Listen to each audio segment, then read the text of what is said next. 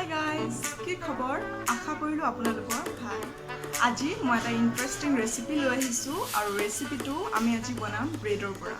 আৰু খুবেই বনাবলৈ ইজি হয় আৰু খুবেই টেষ্টি হয়। আহক আমি চাই লওঁ ইয়াৰ বাবে আমাক কি কি সামগ্ৰীৰ প্ৰয়োজন হয় আৰু এই সামগ্ৰীসমূহ আমাৰ ঘৰতে পোৱা যায় সহজে।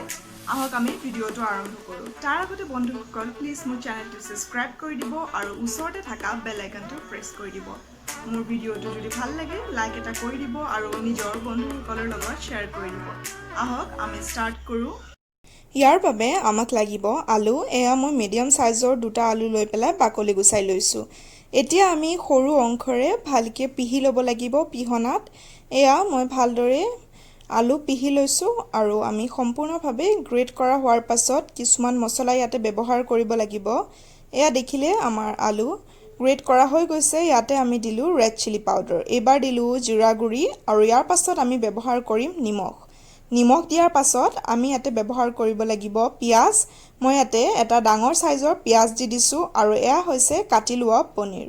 ইয়াতে মই পনীৰ দি দিছোঁ, আপোনালোকে চীজ দি দিব পাৰে অথবা পনীৰ চীজ একো নিদিলেও কোনো কথা নাই, আলু দি দিবলৈ পাৰে আপোনালোকে। এইবাৰ খুব ভালদৰে আমি মিক্স কৰি দিছোঁ। আপোনালোকে গ্ৰীণ চিলি দি দিব পাৰে অৰ্থাৎ কেঁচা জলকীয়া অথবা ধনিয়া পাত থাকিলে ধনিয়া পাতো দি দিবলৈ পাৰে। এইবাৰ এয়া সাইড কৰি থলোঁ আৰু ল'লোঁ এখন ব্ৰেড। ব্ৰেডৰ আমি সাইডবোৰ খুব ভালদৰে কাটি ল'ম। এয়া দেখিছে আমি ব্ৰাউন অংশ যোনখিনি থাকে আমি ভালদৰে কাটি ল'লোঁ আৰু সাইড কৰি পেলাই থৈ দিলোঁ। এইবাৰ আমি ভালদৰে বেলি ল'ব লাগিব। সেইবাবে আমি বেলনা এপাত লৈ পেলাই খুব ভালদৰে বেলি ল'লোঁ আৰু চেপেটা কৰি ল'লোঁ। এয়া দেখিবলৈ পাইছে। মনত ৰাখিব যে খুব ভালদৰে চেপেটা কৰি ল'ব লাগিব। এইবাৰ চেপটা কৰা হোৱাৰ পাছত আমি বনাই লোৱা মিক্সচাৰ ইয়াতে ব্যৱহাৰ কৰিব লাগিব। এয়া আলু আৰু পনীৰৰ মিক্সচাৰ আমি মাজতে দি দিলোঁ। এয়া দেখিবলৈ পাইছে। এয়া সম্পূৰ্ণ আপোনালোকৰ চইচৰ ওপৰত কথা, আপোনালোকে জোখ কৰি দি দিব। আৰু এইবাৰ এপাত ব্ৰাছ তিয়াই পেলাই ইয়াতে পানী দিলোঁ। আমি ছাইডত পানী দি দিছোঁ কাৰণ আমি ৰোল কৰিবলৈ লাগিব। এয়া দেখিবলৈ পাইছে মই খুব ভালদৰে চাৰিওফালে পানী দি দিছোঁ আৰু পানী দিলে ব্ৰেড কোমল হৈ যাব আৰু আমি ৰোল কৰিবলৈ খুব সহজ হৈ যাব।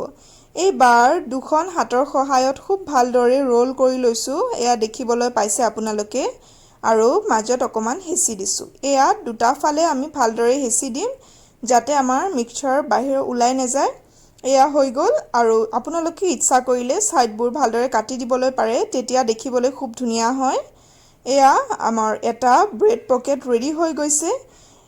ঠিক একেদৰে মই আগতো বনাই ল'লোঁ এটা আৰু এটা আপোনালোকক বনাই মই দেখাই দি আছোঁ। এয়া ছাইড কৰি পেলাই থলোঁ আৰু পুনৰ এখন ব্ৰেড ল'লোঁ ইয়াতে আৰু একে পদ্ধতিৰে আমি পুনৰ ব্ৰেড ৰোল বনাই ল'ম। এয়া চাই লওক আপোনালোকে, মই আৰু এবাৰ আপোনালোকক দেখাই দিছোঁ।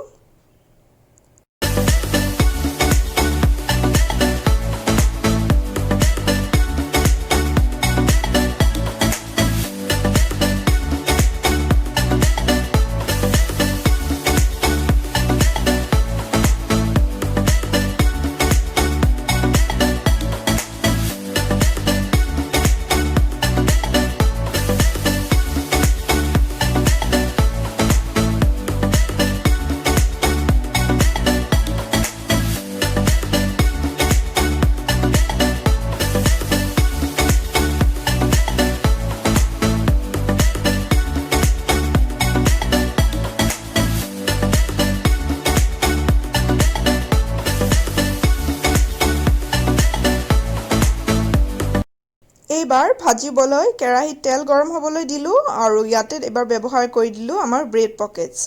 মনত ৰাখিব যে ফ্লেম মিডিয়াম ফ্লেমত হয় আৰু এয়া আমি গোল্ডেন ব্ৰাউন হোৱালৈ খুব ভালদৰে ভাজি ল'ব লাগিব, অৰ্থাৎ ক্ৰিস্পি হোৱালে থ'লে হৈ যাব।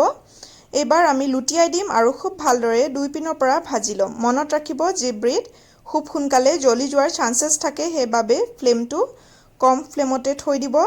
এয়া আমাৰ ব্ৰেড পকেটছ অলমষ্ট ৰেডি হৈ গৈছে। এয়া আমি ব্ৰেড পকেটছবোৰ ওলাই ল'লোঁ আৰু কেটচআপৰ লগত আমি সাৰ্ভ কৰি দিলোঁ। এয়া হৈছে এটা ইজি ৰেচিপি। ধন্যবাদ গাইজ ভিডিঅ'টো সম্পূৰ্ণভাৱে চোৱাৰ বাবে। ভিডিঅ'টো যদি ভাল লাগিছে ভিডিঅ'টো লাইক কৰি দিব আৰু শ্বেয়াৰ কৰি দিব। মোৰ চেনেলটো যদি প্ৰথমবাৰৰ বাবে চাই আছে প্লিজ চেনেলটো সাবস্ক্ৰাইব কৰি দিব আৰু কিবা সুধিব লগা থাকিলে মোক কমেণ্ট কৰি পেলাই সুধিবলৈ পাৰে। মই আপোনালোকৰ প্ৰশ্নৰ উত্তৰ দিবলৈ চেষ্টা কৰিম। আকৌ লৈ আহিম আন এটা ইণ্টাৰেষ্টিং ভিডিঅ'। তেতিয়ালৈ বাই বাই।